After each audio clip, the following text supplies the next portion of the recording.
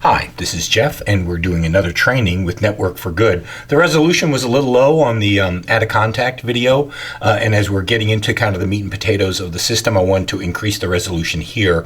So we're going to work on adding a donation to an existing contact. You can add a donation to a contact that doesn't exist. You'll just have to start with the Add the Contact video. But let's get started. We're going to log in. And if you've ever worked in Network for Good, you know it takes just a few moments to get logged in. Again, we're going to add a donation to a contact. So we have received a card, and in the card is a check for $5 from Mr. and Mrs. Donald K. Duck. So we're going to find first to see if Donald and his wife Cindy are in the system. And to do that, we'll go to Contacts over here. And the contact screen will pop up. Here we are. And we're going into the search bar, and we're going to look up the last name. Last name is Duck. There they are, Mr. and Mrs. Donald K. Duck.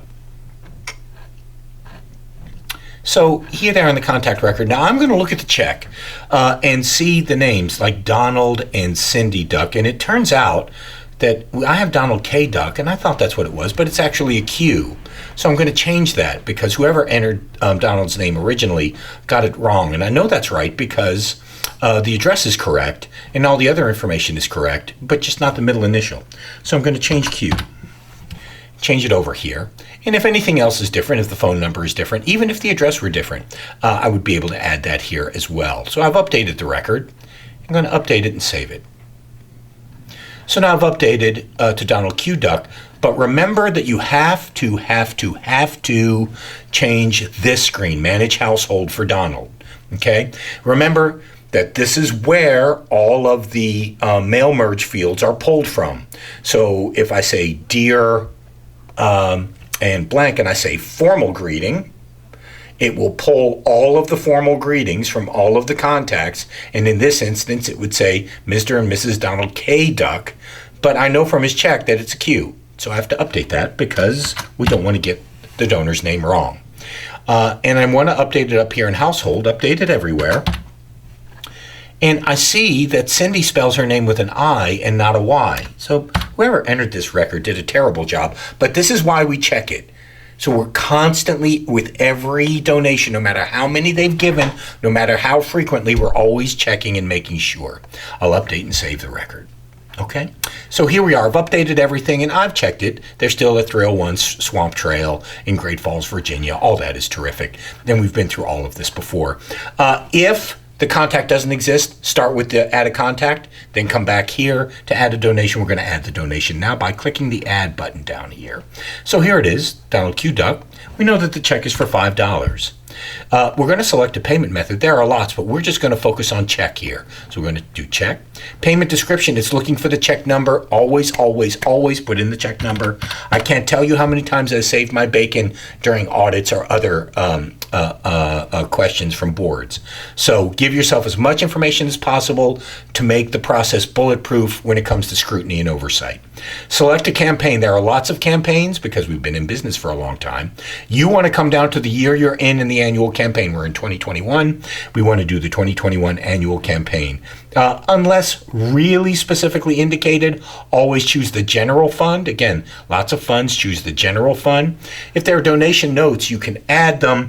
There isn't much to add except to say lovely card with tribute info and address added to notes by and me, since I'm doing it, okay? So we'll talk about how to add a note in a moment. It's a tribute, it is. It's to honor Dr. Terry Sinclair, because the Ducks have loved Dr. Sinclair. It's important that you spell Terry's name correctly as well. There is no relationship to them, but if there was, if it was the brother or something like that, you could say that. Should the recipient be notified? You bet. And they would like that done by email. Do we know who the recipient is? Yeah, we do. Dr. and Mrs. Terry Sinclair. If it wasn't to Dr. and Mrs. Terry Sinclair, and let's say it was to Bernard Duck in honor of Bernard, and they gave Bernard's address, you would add Bernard as a contact. Again, go back to the add a contact video, add the contact, come back in and choose Bernard. That's important because when you create a letter in the system and we pull from the mail merge fields, which all the letters do, they will pull all of the address and informal and formal and all of that from the information you've put into the contact record. That's why it's important. Recipient note isn't much to say. I'll just say please view scan of card in notes. Okay, so whoever goes back in to do the thank you note now will see that and know to do that. Lots of other stuff you don't need to worry about down below. Hit save and exit, and we have created the donation. So the donation has been created. How do I know? It's right here. That looks like trouble. That only means that the donation has not been acknowledged.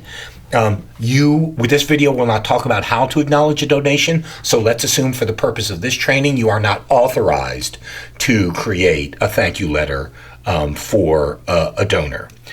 In this instance, what you would do immediately after creating your donation or all the donations you've put in is to go to your Outlook to-do list and to send a note to Jeff and or Katrina through Terry and through the assistant to say, I have entered donations that need thank you notes and the date. That would let Jeff or whoever is authorized to do the thank you notes, if it's not you, to go back in and do the thank you notes as soon as possible. This just shows you that. So here I can see the donation, and I can see it's on September 9th, but I looked down at the check and when it was received, and it wasn't received today, so I need to go back and edit it. So I'm going to go back in here through actions and edit the donation. So if I got the amount wrong, if I got the kind of payment wrong, I can update all of that here. I got the date wrong, so I want to do that. And I want to go back down and update and save, and now I've saved the record. Okay, so we talked about notes, and here it is down here. Because when you watch the add a contact video, if you ever do, you'll see this is where we created this note. But I want to create a note where I add the card. And if you're really industrious, and I really like it, you should add a scan of the check too. Here you can say, check and card from September 7, 2021, donation added by JTS. Always add your initials. We only have one login, so I always want to know who's doing the work.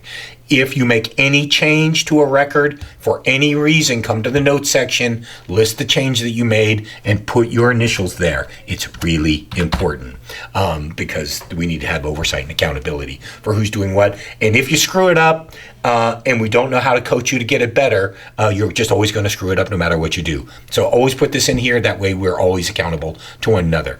I'm going to go now and find the scans that I made. I didn't make any scans of it, so I'm just going to upload. I can add another if I wanted to, document PDF, whatever. Excuse me. Doesn't matter. Okay, and I can add the note. We'll go back down, and here's the note. So we created that. You want to make sure that you didn't inadvertently click the acknowledged field. If you did not acknowledge it, you have to leave the little mark here. All right, so that's what we've done, and you do this for every single donor as you work through the list. If you have any questions, give Jeff a call or pop by or send an email with the question, and we'll kind of work it out. Remember that all things are editable in the system, so you really can't make a massive mistake. Just don't make a lot of them. As soon as you don't really understand something, stop and ask the question so you can get it right as you go along. If you aren't sure, send a note saying, can you check over this new entry and make sure that I did it all correctly. Thanks again. There are timestamps in the video. You can go back through and catch any part that I talked through too quickly, and I'll see you next time. Thanks.